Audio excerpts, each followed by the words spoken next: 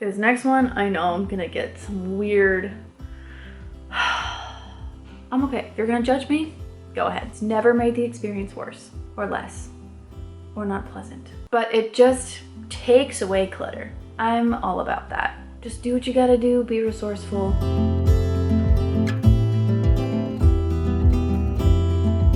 Hey guys, welcome back to my channel. Today I'm gonna share with you a bunch, literally a lot of things that I won't be buying for baby number 3.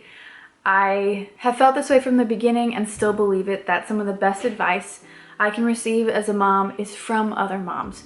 So I hope that by sharing my story, my experience, it can help you, whether you're a new mom or you're on your 4th or you're hoping to be a mom one day. This is for you. I want you to know that you can take the pressure off of yourself to have everything that everybody else has. It's beautiful and it's enticing, but I've learned through our experience of moving 3 times a year with newborns and choosing to live a simple life where I'm not overwhelmed and stressed. You don't need a lot for your baby. So I'm hoping that this list can really support you, get rid of that pressure and that fear, and just kind of instill the confidence back in you. You're the most important thing for your baby. So this is what we won't be buying.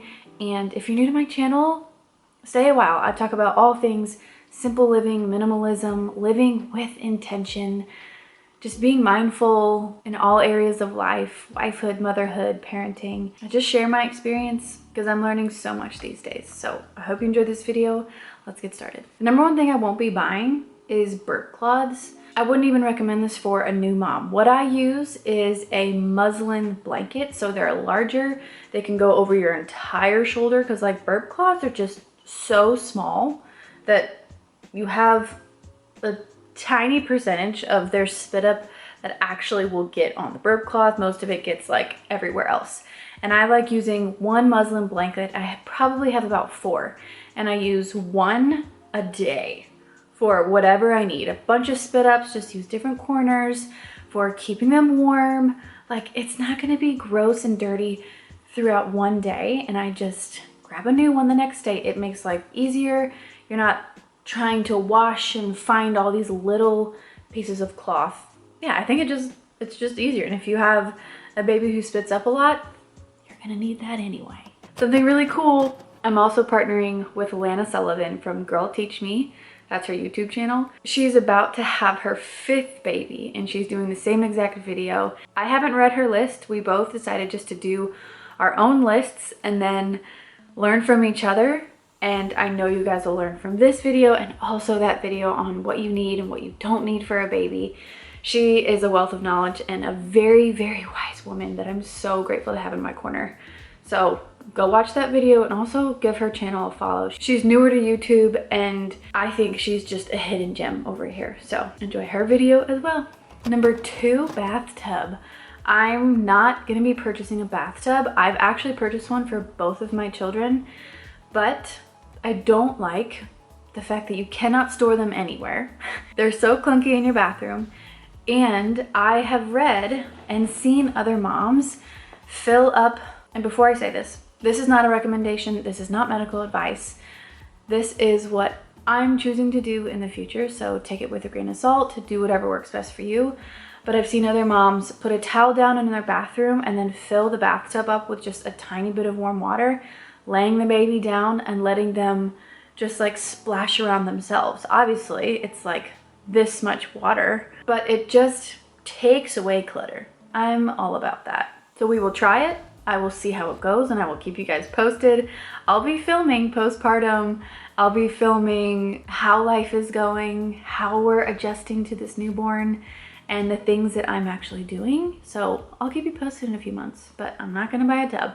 Number 3, I will not be buying smelly diapers, and I will not put myself in a situation where we need diapers in the middle of the night. We have done that and it has been miserable each time that's happened. So I wanted to share what we are using this time around.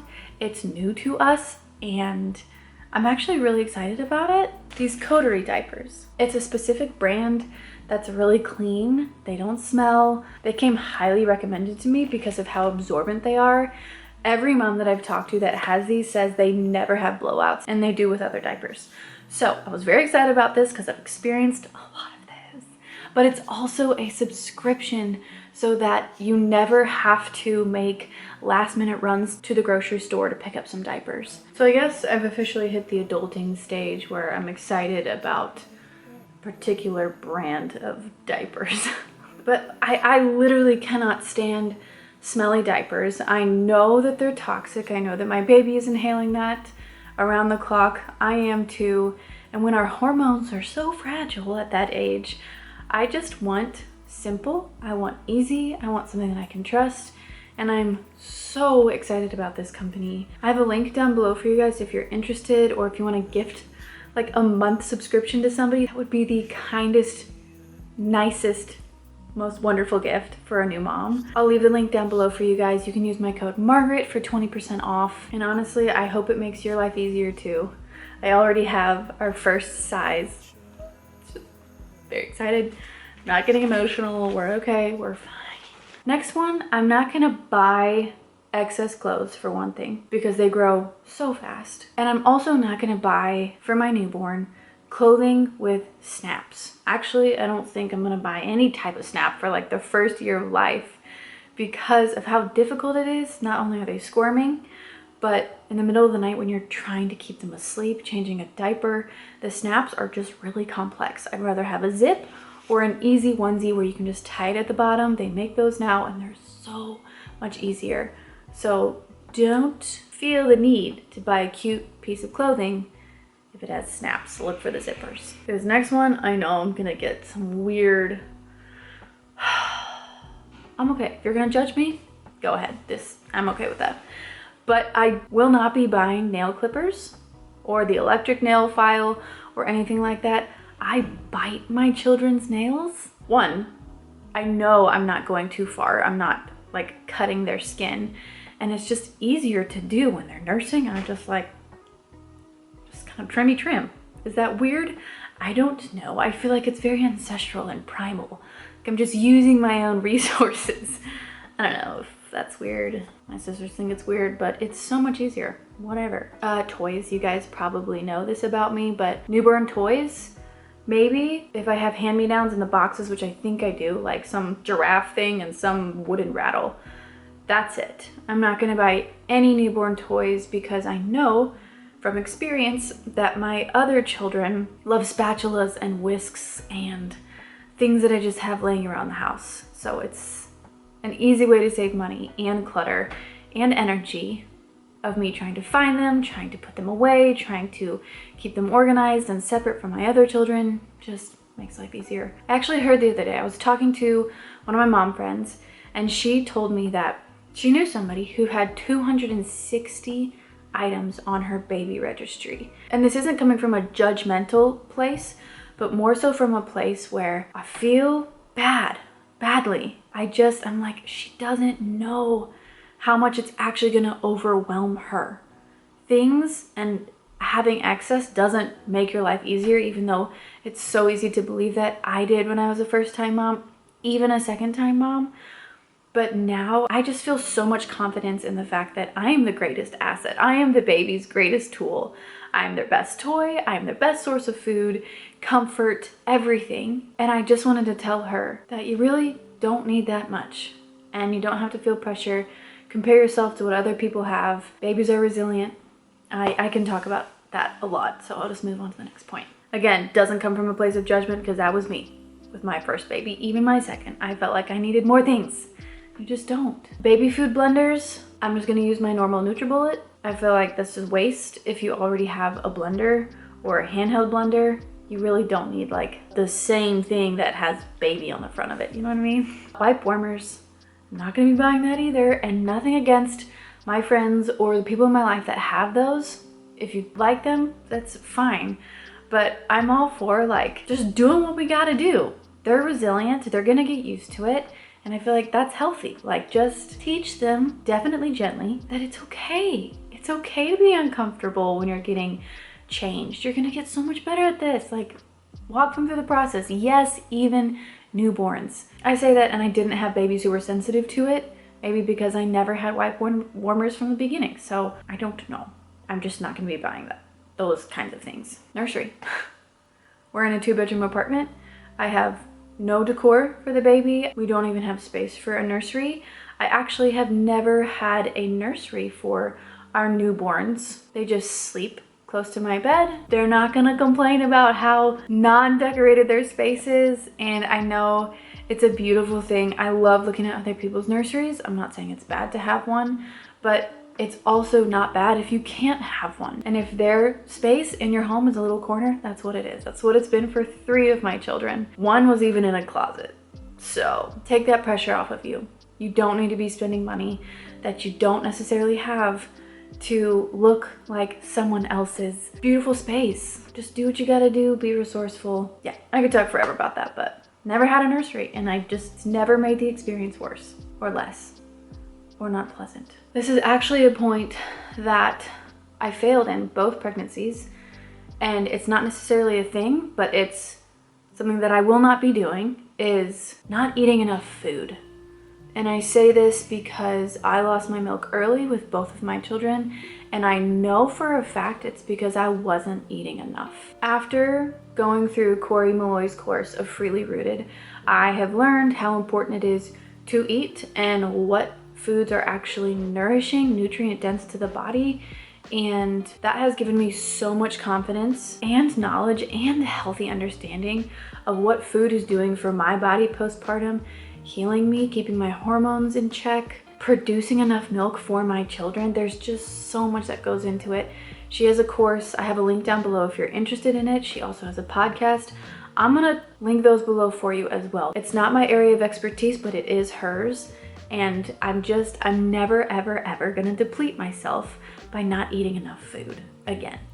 It was miserable, and it made my postpartum experience so emotional, so unhealthy. I lost so much more hair than I needed to. I was just depleted constantly and angry and upset and not handling sleepless nights well. There's just so much that goes into it. So I will leave that stuff down below for you guys if you're interested. Baby moisturizers, baby soap, baby lotion. I don't need to buy any of those because what I already have is very, very clean. I can use it on myself, on my children, and on my newborn. And I absolutely will be using beef lard, which is tallow. And it's like the thing everyone's raving about.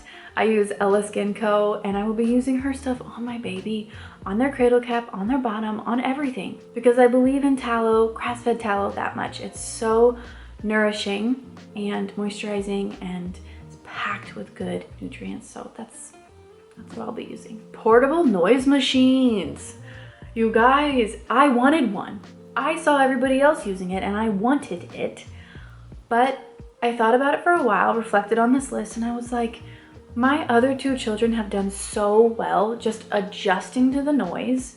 This child's gonna have to adjust to noise. I mean, I would take my newborns to the baseball stadium and they would fall asleep because they were used to noise. So I kind of want to get through those bumpy first few days of them being sensitive to noise, first few weeks, I guess, and just allow them to, again, adjust naturally instead of always trying to keep it a controlled environment, because that's just, it's not realistic for me in our life. It wasn't for my other kids, and they did great, and they're amazing sleepers. So I'm not gonna do it. I almost did, but I'm not gonna do it. Speaking of children.